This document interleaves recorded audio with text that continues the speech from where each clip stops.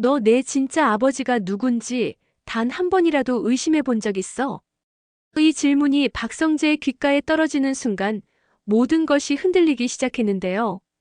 성재는 태어나서 지금까지 단 한 번도 의심하지 않았습니다. 아버지는 늘 박진석이었고 지금도 회사 대표로 위풍당당하게 서 있는 사람이 바로 자신의 아버지라 믿어왔던 거죠. 하지만 그 말을 던진 사람은 다름 아닌 고성이었습니다. 평소에 모성애가 과한 듯 보였던 새어머니 고성이의 눈빛은 이번만큼은 이상하게 떨리고 있었고 그 떨림이 단순한 분노가 아니라 두려움에 가까웠다는 걸 성재는 본능적으로 알 수 있었던 겁니다. 성재는 어릴 적부터 아버지와는 다른 기질을 가지고 있었어요. 호탕한 박진석과 달리 그는 차갑고 세밀했죠. 그런데 그 차이가 단순히 성격의 문제라 생각했는데 혹시 혈통의 문제라면? 이 생각이 스치자마자 성재의 심장은 미친 듯이 뛰었습니다. 지혁은 그때 우연히 이 장면을 목격했는데요. 지혁의 귀에도 진짜 아버지라는 말이 들어왔습니다. 순간 그의 얼굴은 굳어졌습니다. 절친이라 믿어왔던 성재가 지금껏 속고 살았다는 사실, 그리고 그것이 집안의 균형을 무너뜨릴 수도 있다는 두려움이 동시에 몰려왔던 거죠. 며칠 동안 성재는 술로 시간을 때우며 버텼습니다. 하지만 의심은 눈덩이처럼 커졌습니다. 그때마다 떠오르는 건 엄마 없이 자라며 애써 태어난 척했던 어린 시절이었는데요. 어머니는 늘 침묵했고 아버지 박진석은 무언가 감추는 듯한 태도를 보였다는 기억이 불쑥불쑥 올라왔습니다. 그러던 중 성재는 오래된 앨범 속에서 낯선 남자의 사진을 발견합니다. 사진 뒷면에는 흐릿하게 남겨진 글씨가 있었는데 다정에게 영원히 잊지 않을게. 그 순간 성재는 피가 거꾸로 솟는 것 같았습니다. 김다정. 바로 이 지역의 어머니 이름이었으니까요. 설마 이게 사실이라고? 성재는 손이 떨려 사진을 놓칠 뻔했는데요. 머릿속에서는 끔찍한 그림이 그려졌습니다. 자신이 지금껏 경쟁자로 여겨온 이 지역이 사실은 같은 피를 나눈 형제일지도 모른다는 생각이었죠. 성재는 곧장 지역을 찾아갔습니다. 너 혹시 내 엄마 과거에 대해 들어본 적 있어? 처음엔 농담처럼 던진 말이었지만 그의 눈빛은 진지했는데요. 지역은 어이없다는 듯 웃었습니다. 왜 우리 엄마라도 건드리겠다는 거야? 장난치지 마. 하지만 그 미소 뒤에는 불안이 스쳤습니다. 어머니 김다정이 과거에 어떤 인연을 가졌는지 지역 자신도 깊이 묻어두고 싶었던 기억이 있었기 때문이죠. 지은호는 이 대화를 우연히 듣게 되었는데요. 그녀의 가슴은 덜컥 내려앉았습니다. 지역과 성재의 관계가 단순한 친구나 경쟁자가 아니라 피로 얽힌 형제가 될 수도 있다는 이야기는 너무 충격적이었으니까요. 그동안 두 사람 사이에 끼어 괴로워했던 자신의 마음이 얼마나 위험한 길 위에 놓여 있는지 깨닫게 된 순간이었습니다. 그날 밤 지혁은 어머니 김다정을 붙잡고 물었습니다. 엄마, 성재랑 나 대체 무슨 관계야? 솔직히 말해줘. 김다정은 순간 눈빛이 흔들렸는데요. 하지만 이내 고개를 저으며 말했습니다. 그런 말 다시는 하지 마라. 너희는 아무 관계도 없어. 그 아이는 박진석의 아들이야. 겉으로는 단호했지만 손끝이 떨리고 있었습니다. 그 떨림은 지혁의 눈에 그대로 들어왔습니다. 그는 혼란스러웠습니다. 엄마가 끝까지 숨기려는 그 무언가가 단순한 옛 추억이 아닐 거란 걸 직감했기 때문이죠. 성재의 분노는 점점 더 커졌습니다. 그는 아버지 박진석을 직접 찾아가 따졌습니다. 나 당신 아들 맞아? 솔직히 말해. 내 진짜 아버지는 누구야? 하지만 박진석은 특유의 호탕한 웃음을 지으며 대꾸했습니다. 야, 미친놈아. 무슨 소리를 하는 거야? 내가 내 아들이 아니면 뭐가 되겠냐? 그런데 그 웃음은 너무 억지스러웠습니다. 결국 성재는 확신했습니다.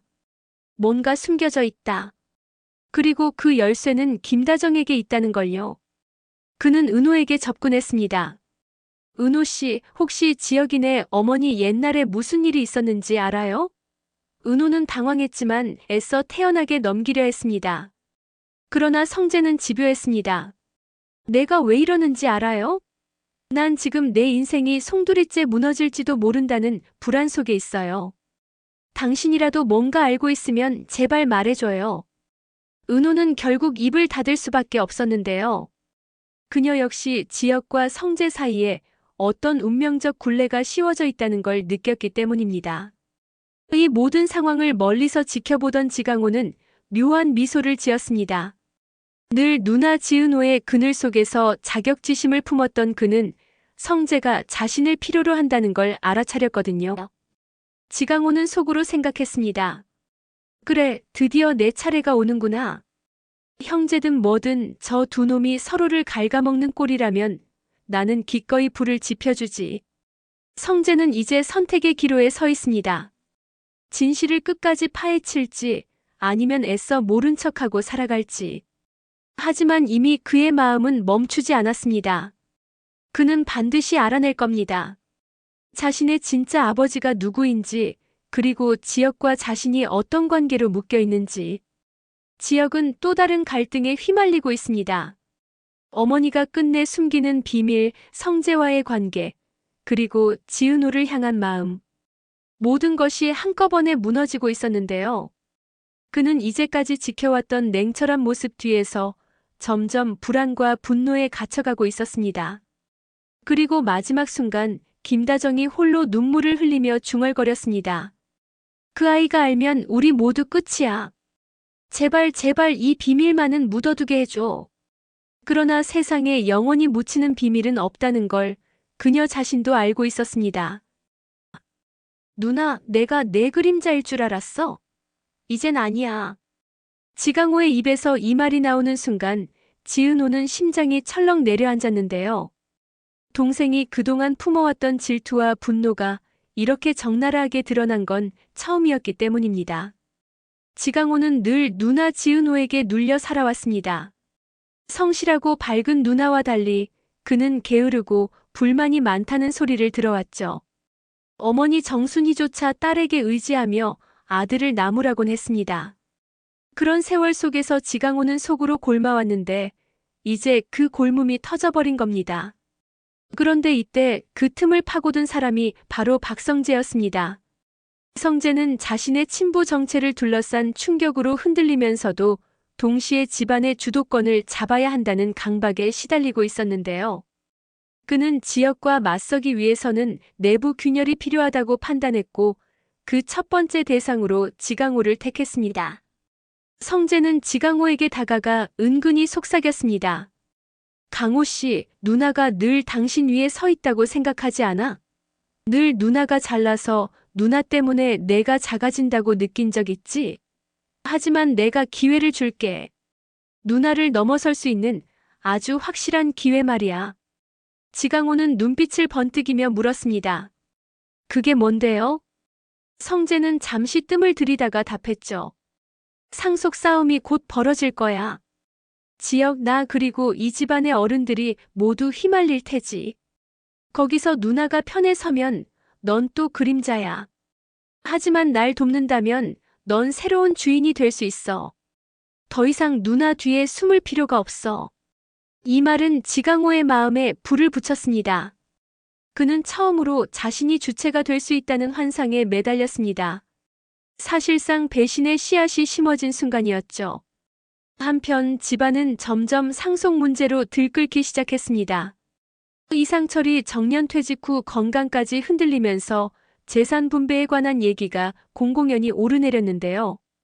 이 과정에서 뜻밖에도 조옥래 할머니와 김장수 외할아버지가 큰 영향력을 쥐고 있음이 드러났습니다. 두 노인은 오래전부터 손주들의 갈등을 지켜보며 자신들이 가진 땅과 주식, 예금을 어디로 넘길지를 고심하고 있었던 겁니다. 지혁은 부모님의 기대를 한몸에 받고 있었지만 최근 성재와의 친부 논란이 터지면서 입지가 흔들렸습니다. 성재는 그 틈을 놓치지 않고 할머니와 외할아버지 앞에서 의도적으로 가족에 대한 헌신을 보여주려 애썼습니다. 반면 지혁은 진실을 캐내는 데 몰두하다 보니 점점 가족의 신뢰를 잃어가고 있었죠. 이 상황을 지켜본 지은호는 가슴이 무너졌습니다. 지혁은 누구보다 성실하고 책임감 있는 사람이지만 진실이라는 늪에 빠져 점점 외로워지고 있었거든요. 그녀는 다가가 조용히 말했습니다. 지혁 선배, 지금 중요한 건 진실을 당장 밝히는 게 아니라 당신 자신을 지키는 거예요. 선배가 무너지면 누가 선배 편에 설 수 있겠어요? 하지만 지혁은 대답하지 않았습니다. 그의 눈빛은 이미 깊은 갈등 속에 잠겨 있었거든요. 그러던 어느 날 결정적인 사건이 터졌습니다. 할머니 조옥래가 쓰러지면서 재산 관련 서류가 일부 드러났는데요. 거기에는 가족 화합을 전제로 한 공동 상속안이 적혀 있었습니다. 모든 자녀와 손주들에게 균등하게 나누어 주겠다는 내용이었죠. 하지만 이 서류는 지강호에 의해 은밀히 빼돌려졌습니다. 지강호는 성재에게 서류를 건네며 말했습니다. 이제 누나는 날 얕볼 수 없을 겁니다. 난 내 몫을 반드시 챙길 거예요.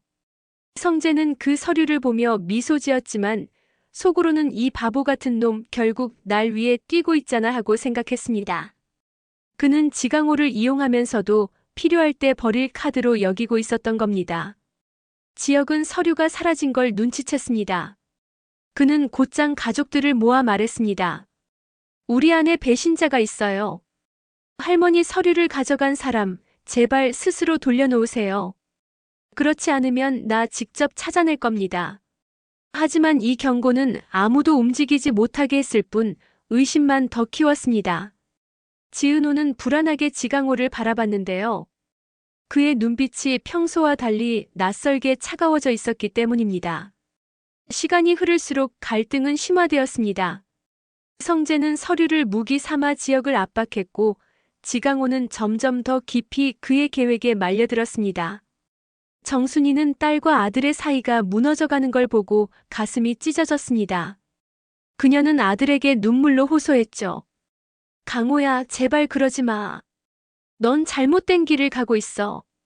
누나는 널 버린 게 아니야. 우리 모두 널 사랑해. 하지만 지강호는 차갑게 답했습니다.